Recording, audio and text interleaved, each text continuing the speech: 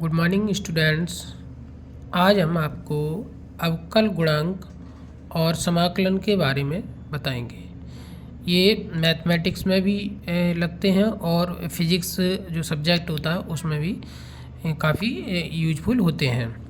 तो सबसे पहले हम ये जानेंगे कि अवकल गुणांक होता क्या है।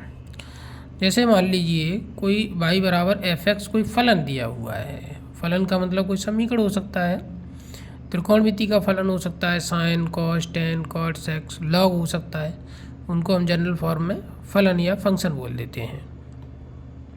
तो इसको y से दिखाते हैं। f(x) इक्वल टू, मान लीजिए कोई y बराबर f(x) कोई फलन है तो ये इसके इक्वल है। अब यहाँ पर x जो है वो स्वतंत्र चर बोला जाता है, इसका मान हम अपनी इच्छा से रख सकते हैं, लेकिन y का मान x के अनुसार ही प्राप्त होगा।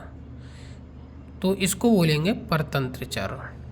x स्वतंत्र चर कहलाता है और y परतंत्र। जैसे जैसे x का मान बदलेगा उसी के अनुसार y का भी मान बदलेगा। ठीक है, तो हम ये मान लेते हैं x में हमने थोड़ी सी कोई वृद्धि कर दी। थोड़ी सी वृद्धि को हम डेल्टा x से दिखाएंगे।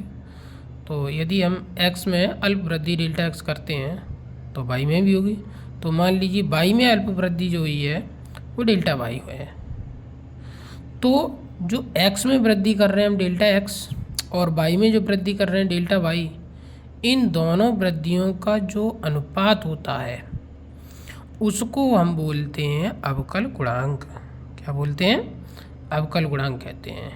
और इसको निम्न प्रकार से लिख सकते हैं। इन दोनों वृद्धियों का अनुपात है तो अनुपात कैसे लिखेंगे? डेल्टा y बट्टे डेल्टा x लिखेंगे।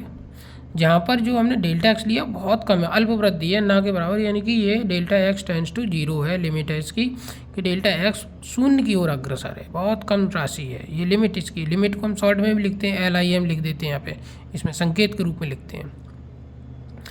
अब चूंकि ये नोटेशन जो है थोड़ा हार्ड होता है तो इसको सिंपल फॉर्म में लिखना है, तो ये सब हटा के इसकी जगह दूसरा एक सिंबल प्रयोग कर लेते हैं, dy बटे dx।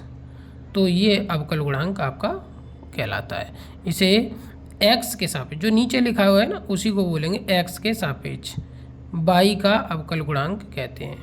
अगर यहाँ पे t लिखा हुआ तो कहेंगे t के सापेक्ष, z लिखा है तो z के सापेक्ष। तो नीचे जो वेरिएबल लिखा हुआ है उसी के सापेक्ष इसको पढ़ते हैं। तो dy बटे dx को हम कैसे पढ़ेंगे? ये x नीचे लिखा है तो x के सापेक्ष ये y का अवकल गुणांक, इसको पढ़ते हैं। ठीक है, समझ में? अब यहाँ पर y तो फंक्शन है, फलन है, y का मान तो बदलेगा, कोई भी हो सकता है, घात के रूप में हो सकता है, त्रिकोणमिति फंक्शन हो सकता है, लॉग के रूप में हो सकता है, चरघातांकी हो सकता है। तो इस तरीके से इसका हम अलग अलग मान निकाल सकते हैं। इसको कुछ प्रमुख सूत्र भी है हमारे पास। जैसे ये पहला फार्मूला हमने लिखा है यहाँ पे, d/dx x की पावर n, ये घातांक के रूप में है। तो इसका जब अवकल गुणांक हम निकालेंगे तो सबसे पहले क्या करेंगे, इस घात को आगे लिखना है, n को आगे लिख लेंगे, गुणा का निशान लगा के इसमें एक घात कम कर देंगे, n-1।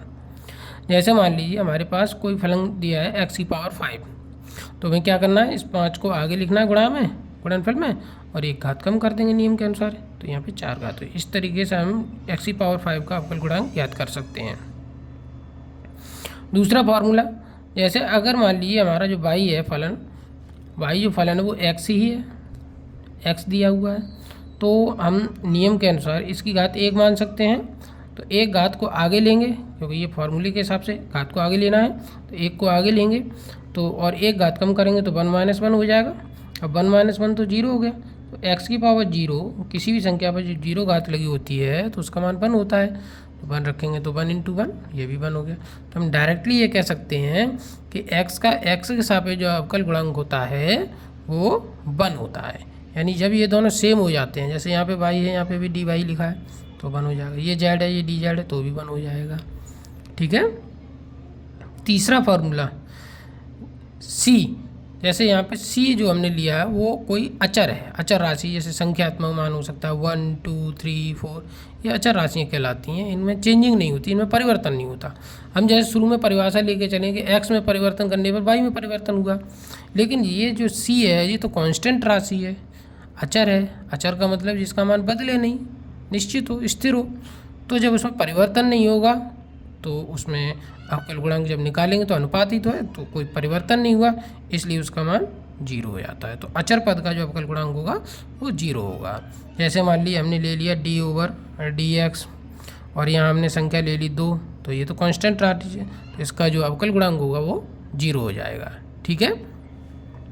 ठीक इसी प्रकार से हम त्रिकोणमितीय जो फलन होते हैं उनका भी अवकल गुणांक ज्ञात कर सकते हैं।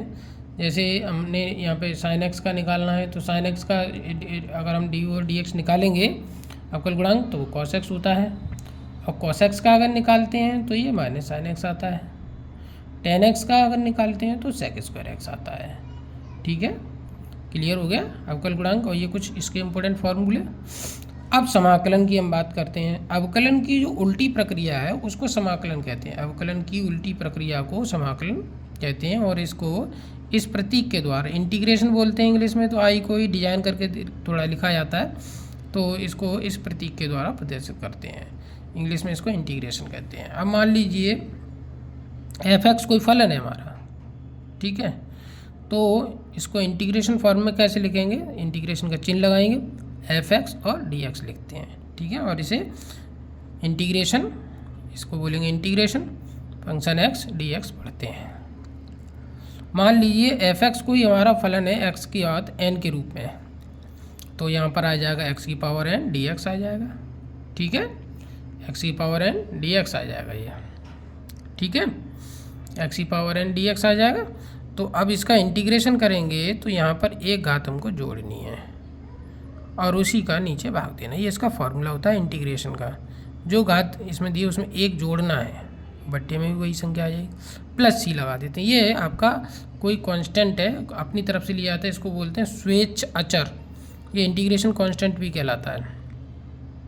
अब जैसे मान लीजिए फॉर एग्जांपल हम इसमें x⁵ और dx दिया हुआ है, इसका इंटीग्रेशन करना चाहते हैं, तो इसके फॉर्मूले के अकॉर्डिंग यहाँ पे एक जोड़ना है, तो यहाँ पर एक जोड़ेंगे तो x⁵ हो जाएगी, यहाँ पे 5 + 1 रखेंगे तो 6 हो जाएगा।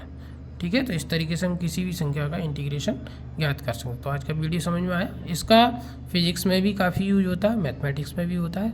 तो आशा करते हैं आज की वीडियो आपको पसंद आई होगी। पसंद आई हो तो इसको लाइक करना और सब्सक्राइब करना ना भूलना। Thank you.